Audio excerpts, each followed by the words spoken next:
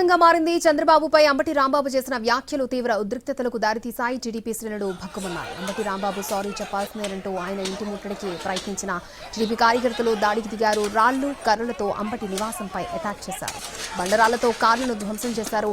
ఇంటి అద్దాలను ధ్వంసం చేశారు. పూలకొండలను డోర్లపై విసిరారు. పోలీసులు కంట్రోల్ చేసేందుకు ప్రయత్నించిన టీడీపీ శ్రేణులు వెనక్కి తగ్గలేదు. అంబటి క్షమాపణలు చెప్పాల్సిందేనంటూ పట్టుబట్టారు.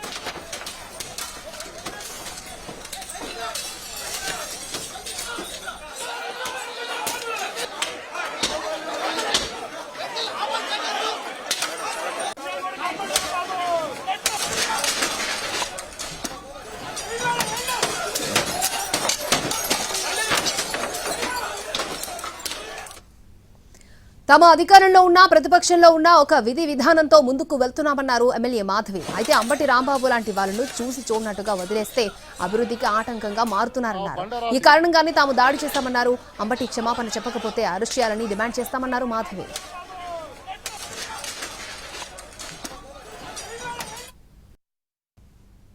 ఏం ప్రభుత్వంలో ఉన్న ఈ రోజు ఇప్పుడు ప్రభుత్వంలో ఉన్న ప్రతిపక్షంలో ఉన్న ఒక విధి విధానంతో ముందుకెళ్లే వ్యక్తులం మేమందరం కూడా ఇది ఇంకా ఉపేక్షిస్తే ఇలాంటి వ్యక్తులకి మేము ఆసరా ఇచ్చినట్టో లేదంటే వాళ్ళని చూసి చూడనట్టు వదిలేస్తే మా పనుల మీద మేము దృష్టి పెట్టి మేము అభివృద్ధి కార్యక్రమంలో ముందుకెళ్తూ ఉంటే వీళ్ళని ఎంకరేజ్ చేసినట్టే అవుతుంది అన్న ఒక ఉద్దేశంతో ఈ రోజు మేము ఖచ్చితంగా దాడికి దిగబడ్డాము. మేమందరం కూడా చాలా సానుకూలంగా ఈ ధర్నాలో ఆయన్ని క్షమాపణ అడగబోతున్నాము.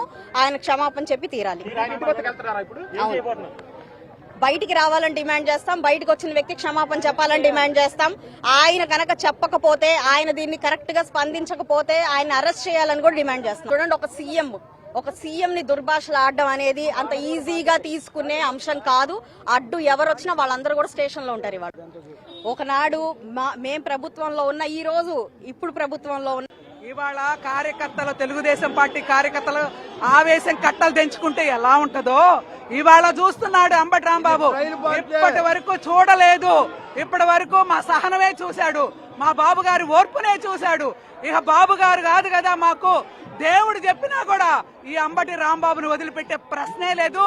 క్షమాపణ చెప్పాలా, అరెస్ట్ చేసి ఇవాళ ఈ కాంబాబు ఏమంటాడు, రండి చూసుకుందాం రండి అని 50 మంది రౌడీ మూకలు లోపల పెడితే భయపడతామా? తెలుగుదేశం పార్టీ కార్యకర్తలు కేవలం క్రమశిక్షణ తెలుస్తాం గానీ నీలాంటి పిల్ల గొండాలకి ఎవడు